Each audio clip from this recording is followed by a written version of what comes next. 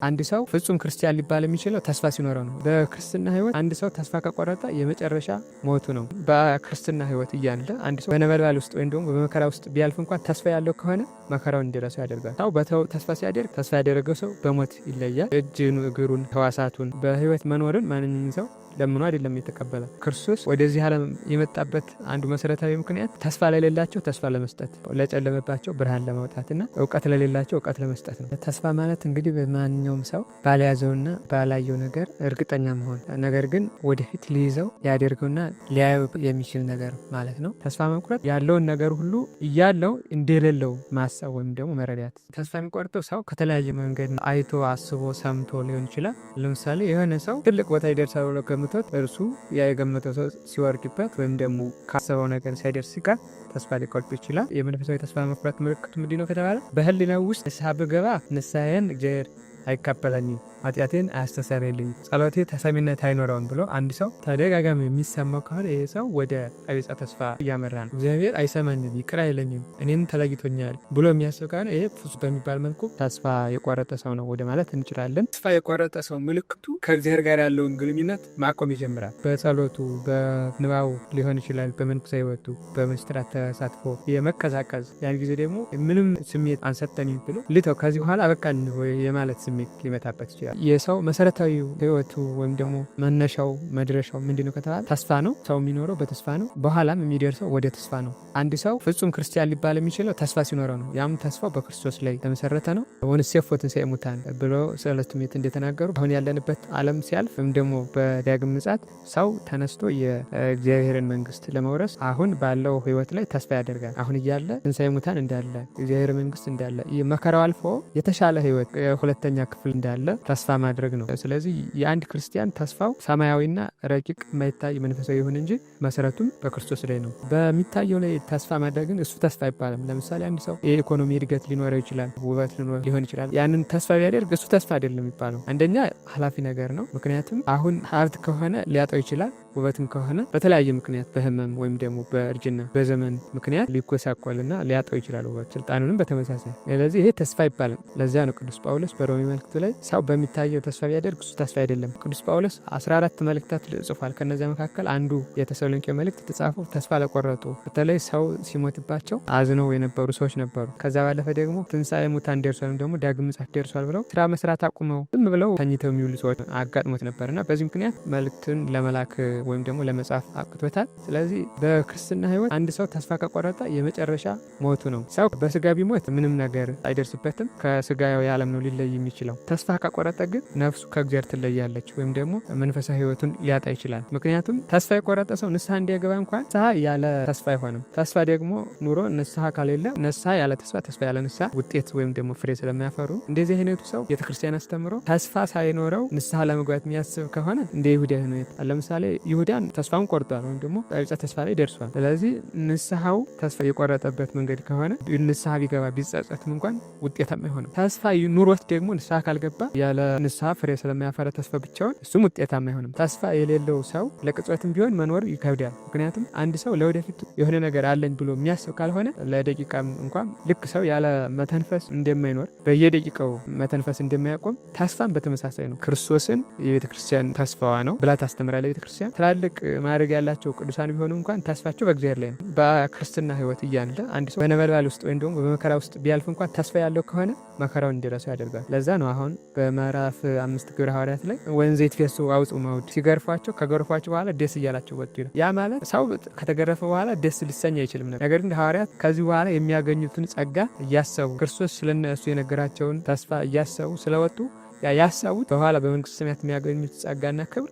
የተቀበሉት መከራ እንደ ኢምንት እንዲቆጥሩ እንደምንም እንዲቆጥሩ ታደርጓቸዋል። ቅዱስ ጳውሎስም በተመሳሳይ ከክርስቶስ ፍቅር የሚለየኝ የለም ሞትም ቢሆን ረሃብም ቢሆን ጥምም ቢሆን ብሎ የተናገረበት ምክንያት ተስፋ ሰው ያለበትን መከራ እንዲረሳ ስለሚያደርግ ነው። በወጀብ መካከል እንኳን ቢሆን ሰው መከራ ቢደርስበትም ተስፋ ያለው ከሆነ በጣም ቀላል ይሆንለታልና ስለዚህ ተስፋ መከራውን የሚያቀል ከባዱን እንደ ኢምንት አድርጎ እንዲያልፈው የሚያደርግ ስለሆነ መሰረታዊ ነው የቤተክርስቲያን ተስፋ። ተስፋ የቆረጠ ክርስቲያን ማለት ከተተከለበት የተነቀለ ዛፍ ከዚህ በኋላ ይደርቃል እንጂ ሊለመልም አይችልም። ስለዚህ ክርስቲያን ተስፋ ቆረጠ ማለት ትልቁ አደጋ ምንድነው? ከመንፈሳዊ ህብረቱ ተለየ፣ አቆመ፣ ተወ ማለት ነው። ለምሳሌ ከአካላችን አንዱ ቢቆረጥ ከዚህ በኋላ መልሶ ከዚህኛው ከዋናው ጋር አብሮ የመኖር እድሉ አቆመ። ተስፋ የቆረጠም ሰው በተመሳሳይ ነው። ሰው በተስፋውን በቁስ ወይም ደግሞ በሚታይ ነገር ማድረግ ይሄ ትክክል አይደለም። ምክንያቱም የሚታይ ነገር ቋሚ ነገር አይደለም፣ ይሄዳል ይመጣል።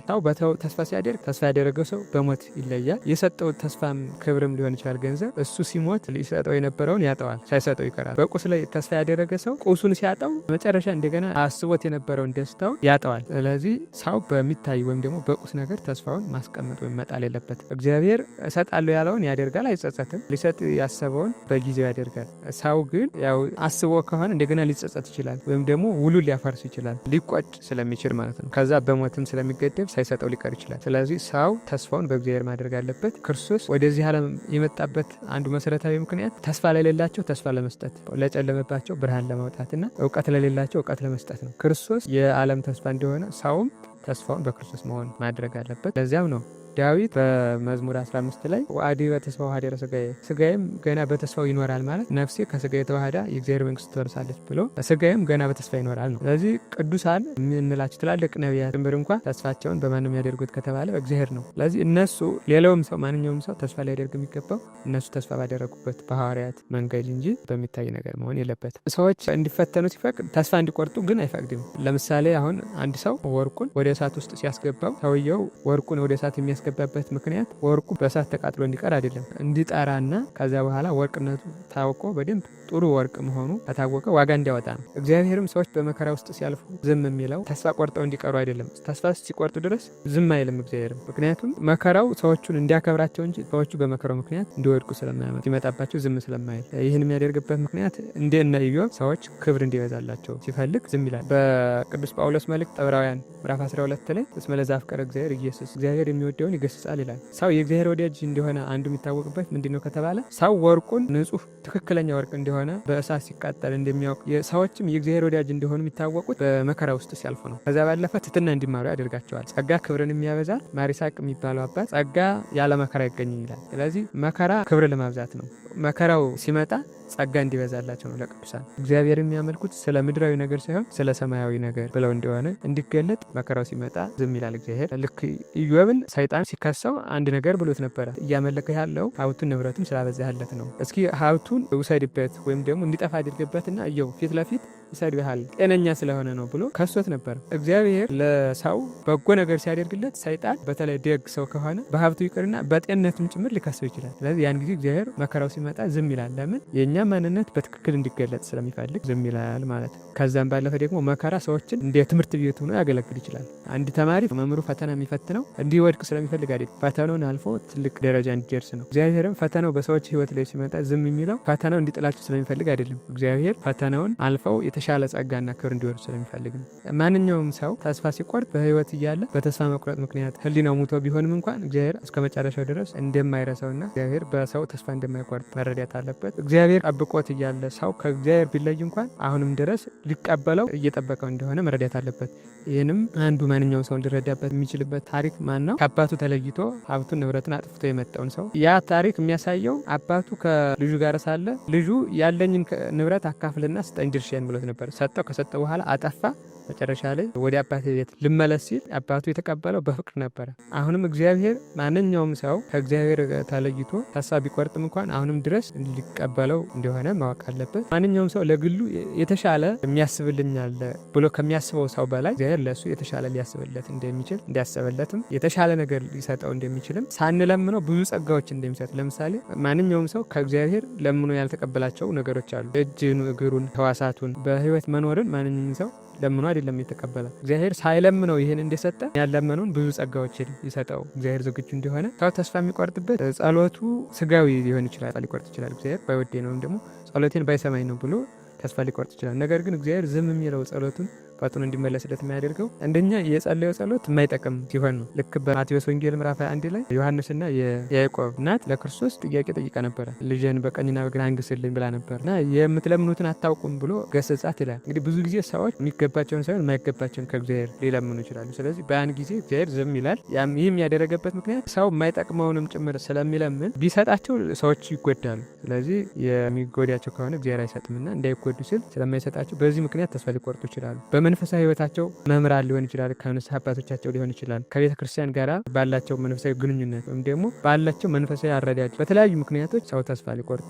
ለምሳሌ በቤተ ክርስቲያን መንፈሳዊ አገልጋይ የሆነ ችግር ሲፈጠርበት ወይም ደግሞ ጥፋት ሲያጠፋ ቢያዩ ተስፋ መቁረጥ ያለባቸው። ምክንያቱም አገልግሎቱን የሚፈጽመው ከህዋሳት እንዳንዱ ነው። ከዛ ባለፈ ደግሞ እግዚአብሔር ይጠይቀዋል። በእሱ ኃጢአት ግን ማንኛውም ሰው አይጠየቅም። መንፈሳዊ ህይወትን አሳድጋለሁ ብሎ የሚሄድበት መንገድ ትክክለኛ ባለመሆኑ ራሱን ወደ መንፈሳዊ ህይወት ለማሳደግ የፈለገውን የጠበቀውን ውጤት ባለማምጣቱ ተስፋ ሊቆርጥ ይችላል። ነገር ግን እንደገና መፈተሽ ነው እንጂ ከዚህ በኋላ ማደጋችም ወይም ደግሞ ፈለገውን መንፈሳዊ ውጤት አላመጣም ብሎ ተስፋ መቁረጥ የለበትም እና ሰው እስከ ዕለተ ሞቱ ቢሆንም እንኳን ተስፋ መቁረጥ የለበት። ነቢያት ሙተውም እንኳ ክርስቶስን በሲኦል ውስጥ እያሉ ተስፋ አድርገው ይጠብቁት ነበረ።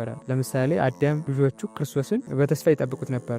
ካሁን መጥቶ ያድነናል ብለው። ሰው ተስፋ ሊቆርጥ የሚችለው ከዚህ ዓለም ከተለየ በኋላ በገሃነመ እሳት ሲኖር ነው እንጂ በዚህ ዓለም ውስጥ እያለ ግን የመጨረሻ ተስፋ መቁረጥ የለበት። ምክንያቱም አሁን ያለበት የተበጠሰው መቀጠል የሚችልበት የህይወት መንገድ ስለሆነ ማለት ነው ያለው። በኦሪት ዘፍጥረት ታሪክ ውስጥ ዮሴፍ ከአባቱ ሲለይ ወንድሞቹ ሲሰጡት እግዚአብሔር ዝም አለ። ከዛ ግብጽ ሄደ፣ ግብጽ ታሰረ። ባርነት ውስጥ ሳለ በታካሶ ወደ እስር ቤት ገባ። ብዙ እንግልት ደርሶበት ሳለ ተስፋ አልቆረጠም። ስለዚህ ምንም ብዙ የተለያዩ መከራዎች ቢፈራረቁበት ያን ተስፋ ሳይቆርጥ እግዚአብሔርንም ሳያማረር እንኳንስ ያሳየኝን ራእይ በተግባር ሊያሳይ ቀርቶ ቢያንስ እንኳን በአግባቡ እንዲኖር አልፈቀደልኝ ብሎ እግዚአብሔርን ሳያማር ተስፋውን ሳይቆርጥ በመኖሩ በኋላ ትልቅ ማድረግ ላይ ደርሷል። ነገር ግን እንደ ቤተ ክርስቲያን አብዛኛው መሰረታዊ የተስፋ አብነት ሆነው የሚጠቀሱት መከራ እየተፈራረቀባት በመከራው ተስፋ ሳይቆርጡ መከራውን ያለፉት ናቸውና እነ አብርሃም እነ ሳራ አሁን እድሜ ልኳን የነበራትን ጸጋ እግዚአብሔርን የምታመሰግንበት ነበረት እንጂ ልጅ በማጣቷ አላዘነችም ነበር። ሰዎች ልጅ በማጣታቸው ሊያዝኑ ይችላሉ። ነገር ግን